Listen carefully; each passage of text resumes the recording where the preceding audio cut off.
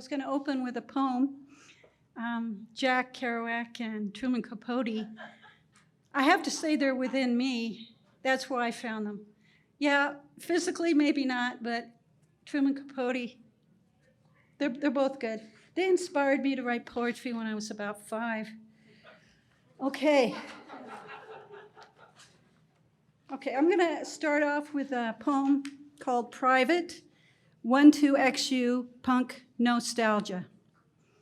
Woke up this morning, haunted by a flash of days gone by, dreams of publishing goals, letters to write, sacrifices to make, as an arrow through my heart of past loves lost. I saw a holy punk rock table of pizza and beer. We drank the beer, but the pizza restaurant in Georgetown, Washington, D.C., held a handful of original straight edgers. And if you don't know what a straight edger is, they don't touch the booze. They had Cokes with their pizza instead. One was truly amazed when I asked for Italian dressing to put on my pizza pie. I said, "Come on now." So he tried something new. And he said, all right. That was Ian McKay. Let's see where we're going to start from. I Will Be Yours, my love of punk rock. Funny how in my senior years, I end up talking about my youthful rebellion at an Irish pub. As a young nobody punk, we would dare each other to steal drinks. You know, it was a little bit easier back then too. Things weren't so strict in the 70s. So we would do many things to get people distracted, and then we go up and then empty drinks, so it didn't matter. So then we would drink, and then we'd run out into the alley where, excuse me, I just lost my place. I usually don't do this. Where beer, anarchy, and music became our god. Publishing a punk fanzine was like that, but taken to another level. We would go backstage while running a fanzine, and we'd run from band room to band room, you know, doing the same thing, stealing our beers and whatever we could find, and causing considerable trouble. That was a theme song a theme for the Flipside people, causing considerable trouble. That's how you got in on the magazine. Well, you probably knew some of the characters back then. I remember once it was a GBH show at the Santa Monica Civic, and my hair was yellow, crazy colored. Remember the crazy color? And it was dripping down onto my t-shirt. It was an original Misfits Fiend t-shirt. And so then I went backstage, and there was GBH, and he just pointed to me, and he said, pea-colored t-shirt. And I had a wonderful moment, a flashback. Then looking around in the mirror, I saw myself, a blurred, multicolored person, laughing and laughing till I fell down, tumbling with the bands and the fans as waves of movement, talking with people, and every once in a while a focused, sinful moment when some guy's eyes would catch mine. You know those moments. I love the feeling of freedom of those challenging experiences when bands and fans had no lines between them. We were a scene. We were interdependent. The fanzine, the bands, the promoters, we were just so much a part of each other. I guess you could call it a family. But now, we were incapable of thinking that the future would bring a blockade. The good sheppas, you know, at big festivals now, the good sheppas between the band and the fans, they protecting us from each other, you know, the slam pit, and just, you could probably try to reach up and touch the band, but not anymore. I mean, that was that. It was 1978. You remember standing under the Whiskey A Go-Go? The marquee, the big marquee there, it's still there. I met Mike Atta from the Middle Class, an original punk band from Orange County that made it big in the LA punk scene. We ran from the Licorice Pizza parking lot on Sunset to the back alley parking lot to drink beer, you know, anything we could find again, and then run back into the Whiskey, where he would go on stage, and of course he was right up there. I remember just touching him and seeing him and feeling the music go up my spine. It was just nothing like it. I was just overwhelmed. And nothing else mattered to us. It was just the music. It really was.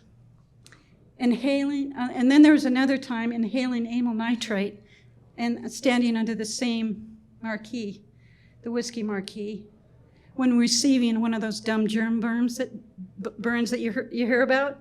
You know, just be totally, and they just come up and they brand you. It wasn't until like 3 or 4 years later that I even knew what it was. Someone said, "Oh, you got one of those burns." And they were really nasty about that too. And then there was a good time at the Whiskey where we had a cover for Flipside Fanzine of the Minutemen. You've heard of the Minutemen? Well, we were backstage, and they had just shaved their heads, and D. Boone was really, really into it. But we got them backstage, and we wrote the next cover on the wall, bathroom wall there, and then we took a picture of the band, and that was on the cover. So it was really exciting after doing that and then walking down with D. Boone as they went on stage. That was just always so exciting. I mean, just everyone was kind of doing just one big crescendo, you know.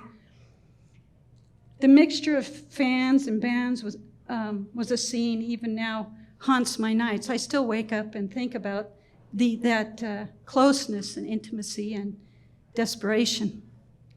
Okay, now we're moving ahead to the punk revival of the mid-2000s, when that punk wave hit again. And then, of course, there was the Middle Class playing probably their last show before Mike Atta passed away of cancer. It was at the Valley Club, San Fernando Valley, at the Weber's Sports Bar and Grill. It was good to see the band play again, and the Adolescents opened for them. Looking that night to find Tony Reflex, the singer of the Adolescents, and I found the bassist, Steve Soda, who's also passed away recently. We went outside, and I was looking for Tony, and I found Steve, and he looked at me, and he said, "Hudley, you look like a complete lush." And then he walked away. And I was, I didn't quite get it. I mean, I had this big giant beer, of course, but, I wasn't a lush. A few years later, I went to see Love Canal, TSOL, and the Adolescents play at the Canyon Club in the Agoura Hills.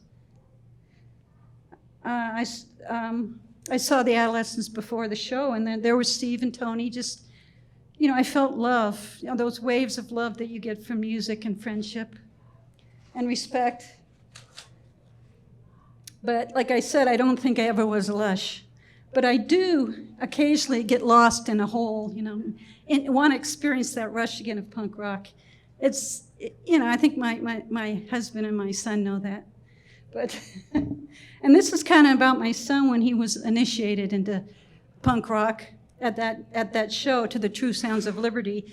A few guys saw him, and they initiated him into the slam pit. They took him from behind, and he got to do the folksy dance. But of course now it's slowed down, and it wasn't so violent. They told us, I hate to tell you this, but when we were your son's age, we'd sneak out our bedroom window, we'd drink beer and go to shows.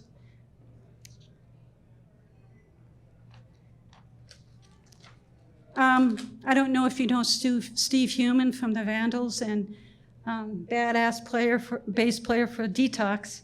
He passed away recently too. And